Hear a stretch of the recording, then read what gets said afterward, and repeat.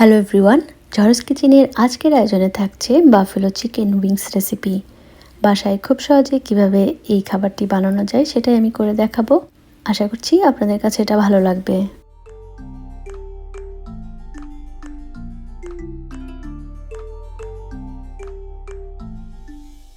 রেসিপির জন্য আমি এখানে চিকেন উইংসের যেই দুইটা পার্ট থাকে দুইটাই নিয়েছি, আর এগুলোকে বেশ ভালো করে পরিষ্কার করে তারপর ধুয়ে পানি ঝরিয়ে নিয়েছি। একদমই পানি থাকা যাবে না, যেহেতু এটা ডিপ ফ্রাই করা হবে, তো পানিটা যতটা সম্ভব একটা কিচেন টাওয়ালের সাহায্যে এভাবে শুকিয়ে নিতে হবে। এরপর আমি এখানে মশলা দিয়ে দিচ্ছি। আমি এখানে দিচ্ছি গার্লিক পাউডার। আপনার কাছে গার্লিক পাউডারটা না থাকলে আপনি গার্লিক পেস্টও দিতে পারবেন।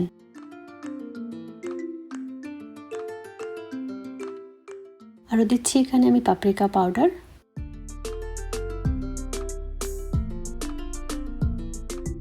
এবার আমি এতে দিয়ে দিচ্ছি রেড চিলি পাউডার, আরও দিচ্ছি ব্ল্যাক পেপার পাউডার, দিয়ে দিব এখন লবণ স্বাদ মতো।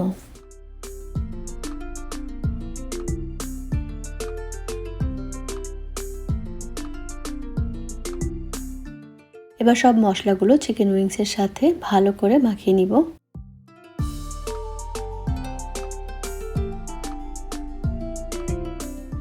এভাবে মশলা মাখিয়ে আপনারা চাইলে কিন্তু এই চিকেন উইংসগুলোকে ফ্রিজে নর্মাল চেম্বারেও রেখে দিতে পারেন। তবে আমি এখন এগুলো ভেজে নিব, তো মচমচে করে ভাজার জন্য আমি এখানে দিচ্ছি কর্নস্টার্চ বা কর্নফ্লাওয়ার, আর দিব আমি ময়দা। আমি দুইটা মিক্স করেই দিচ্ছি, তবে আপনি চাইলে শুধু ময়দা দিয়েও মাখিয়ে নিতে পারেন অথবা শুধু কর্নফ্লাওয়ার দিয়েও মাখিয়ে নিতে পারেন।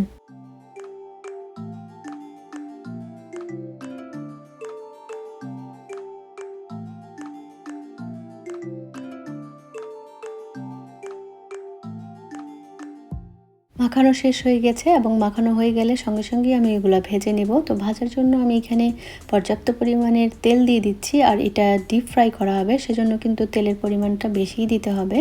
এবং তেল কিছুটা গরম হয়ে যখন আসবে, মোটামুটি গরম, খুব বেশি গরম না, তখন আমি এখানে দিয়ে দিচ্ছি চিকেন উইংসগুলো।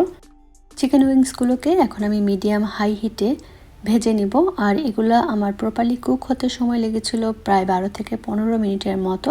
বাফেলো চিকেন উইংস রেসিপিটা প্রথম কে তৈরি করেছিল, এটা নিয়ে অনেক ধরনের গল্প বা ঘটনা রয়েছে আমেরিকাতে। তো এর মধ্যে উল্লেখযোগ্য একটা ঘটনা, সেটা হচ্ছে 1964-এর ঘটনা। ওই সময় নিউ ইয়র্ক স্টেটের বাফেলো সিটিতে অ্যাঙ্কর বার নামক এক বারের ওনার ছিলেন এক ভদ্রমহিলা এবং তার হাজব্যান্ড। তো একদিন রাতে হঠাৎ করেই তার কলেজ পড়ুয়া ছেলে কয়েকটা বন্ধুবান্ধব নিয়ে বাসায় আসে, এবং বেশ অনেক রাতেই সে তার মাকে বলছিল যে তার জন্য এবং বন্ধুদের জন্য মা কি কোনো খাবার তৈরি করে দিতে পারবে কিনা। তখন ওই ভদ্রমহিলা ভাবলেন যে এত রাতে ঝটপট কী ধরনের খাবার তৈরি করে দেওয়া যায় সেটা সে চিন্তা করছিলেন। এমন সময় তার মনে হলো যে তার ফ্রিজে বেশ কিছু চিকেন উইংস রয়েছে, তো এটা দিয়ে কিছু তৈরি করে দেওয়া যায় কিনা। তখনকার সময় আমেরিকার বেশিরভাগ লোকজনই চিকেন উইংসগুলোকে সাধারণত চিকেন স্টক বা চিকেন স্যুপ বানানোর কাজে ব্যবহার করতো। এছাড়া চিকেন উইংস দিয়ে অন্য কোনো ধরনের খাবার বানাতে তারা জানতো না। তো যাই হোক, ভদ্রমহিলা তখন চিকেন উইংসগুলোকে ডিপ ফ্রাই করে হট সস দিয়ে তার ছেলে এবং ছেলের বন্ধুদের কাছে পরিবেশন করলো। তো তারা খেয়ে খুবই প্রশংসা করলো। এরপর আস্তে আস্তে এই বাফেলো চিকেন উইংস আমেরিকায় খুবই পপুলার একটা খাবার হিসেবে পরিচিতি পেল। তো আমার জানা মতে এই হচ্ছে বাফেলো চিকেন উইংস রেসিপির প্রথম যে তৈরি করেছিল রেসিপিটা, তার গল্প বা ঘটনা। এরকম আরও অনেক ধরনের গল্প বা ঘটনা আছে। তো এতক্ষণ গল্প করতে করতে আমার সবগুলো চিকেন উইংস কিন্তু প্রায় ভাজা হয়ে গিয়েছে। তো সব ভাজা হয়ে গেলে এখন আমি এগুলো তুলে নিব। এরপর আমি বাফেলো সস রেসিপিটি তৈরি করে দেখাবো।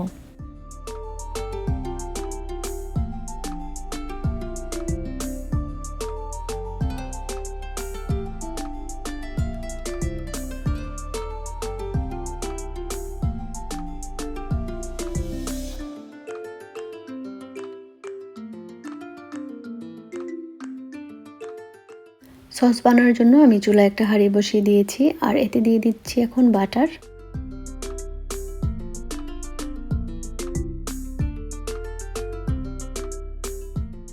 এবার আমি এতে দিয়ে দিব হট সস, আর আমি এটা দিচ্ছি ফ্র্যাঙ্কের হট সস। আপনারা যে কোনো ব্র্যান্ডের হট সস দিতে পারেন।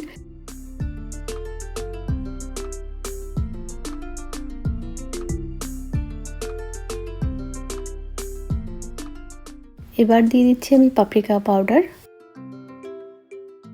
আরও দিব গার্লিক পাউডার। গার্লিক পাউডার না থাকলে কিন্তু গার্লিক পেস্টও দেওয়া যাবে। দিয়ে দিচ্ছি স্বাদ অনুযায়ী লবণ।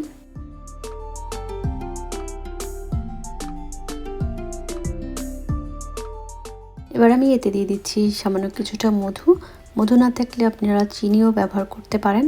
আর এই মধু অথবা চিনি দিলে কিন্তু এই সসের টেস্টের একটা ব্যালেন্স হয়। চুলার হিটটা মিডিয়াম লোতে রেখে অনবরত নেড়ে চেড়ে কয়েক মিনিটের জন্য এই সসটা বানিয়ে নিতে হবে। আর বলক আসলেই কিন্তু এটা আমি চুলা থেকে নামিয়ে নিব।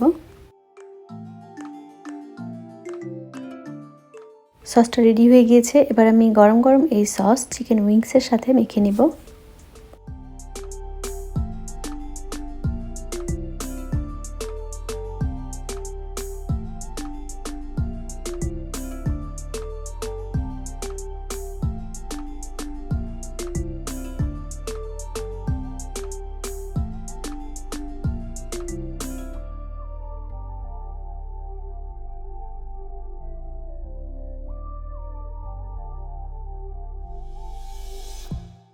চিকেন উইংসের সাথে সসটা ভালোভাবে মাখানো হয়ে গেলে এবার আমি এই চিকেন উইংসগুলোকে গরম গরম পরিবেশন করছি।